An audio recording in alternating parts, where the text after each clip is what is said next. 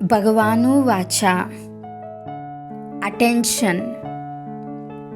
ఏదైనా లౌకిక మరియు అలౌకిక కార్యానికి తారీఖు ఖాయం చేస్తే ఆ తర్వాత ఆటోమేటికల్గా ఆ కర్మకి బలం అనేది లభిస్తుంది. ఫలానా తారీఖులోపు ఈ కార్యం సంపన్నమవ్వాలని తెలుస్తుంది. తారీఖును గుర్తుపెట్టుకోవటం ద్వారా ఆ కర్మ యొక్క వేగం కూడా అలాగే ఉంటుంది. రేపే పూర్తి కావాలంటే దాని వేగం అలాగే ఉంటుందా? ఈ జ్ఞానం యొక్క ముఖ్యమైన స్లోగన్ ఏమిటంటే, ఇప్పుడు లేకుంటే మరి ఎప్పుడూ లేదు. అయితే దీని యొక్క తారీఖు రేపు లేదా ఎల్లుండి కాదు, ఇప్పుడే, గంట తర్వాత కూడా కాదు. అందుకని ఎంత నిశ్చయం ఉండాలంటే ఇది చెయ్యాల్సిందే అని. చేస్తాను కాదు, చెయ్యాల్సిందే అనే దృఢ సంకల్పము. దృఢ సంకల్పం లేకుండా దృఢత అనేది రాదు. మరి పురుషార్థం యొక్క సమయం అనేది ఎంత తక్కువగా ఉంది? సమయం అనేది ఎక్కువగా కనిపిస్తుందా ఏమిటి? సమయం యొక్క ఆలోచన ఉండాలి కదా. ఇది కూడా ఆలోచించండి. ప్రాలబ్ధం ఎంత సమయానికి ఉంది? 2 యుగాల ప్రాలబ్ధం కదా. మరి పురుషార్థం చేయటానికి ప్రాలబ్ధ సమయం ఎంత తక్కువగా ఉంది?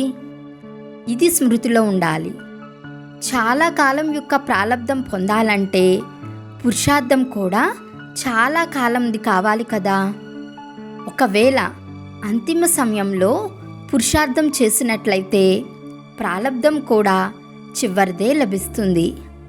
పురుషార్థం అయితే నెంబర్ 1గా లేదు. మరి ప్రాలబ్ధం నెంబర్ 1ది కావాలంటే ఎలా? సమయం అయితే కొద్దిగా మిగిలింది. దీనితో మీకేమి లభిస్తుంది?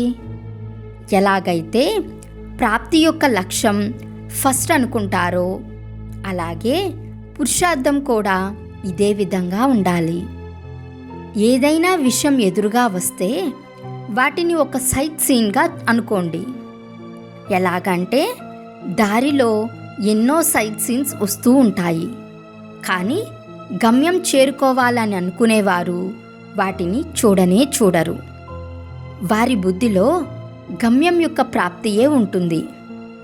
అలాగే ఇక్కడ కూడా గమ్యంను బుద్ధిలో ఉంచుకోవాలి, అంతేకాని విషయాల్ని కాదు. ఒకవేళ చిన్న విషయాలు చూడటంలో సమయం పోగొట్టుకుంటే సమయానికి గమ్యాన్ని చేరుకోలేరు. అందుకని ఇప్పుడైతే దృఢంగా ఉండే సమయం. లేదంటే కొంత సమయం తర్వాత ఈ సమయాన్ని ఇలా గుర్తు చేసుకోవాల్సి వస్తుంది. సమయానికి ఏది చెయ్యాలో అది మేము చేయలేకపోయాము అని.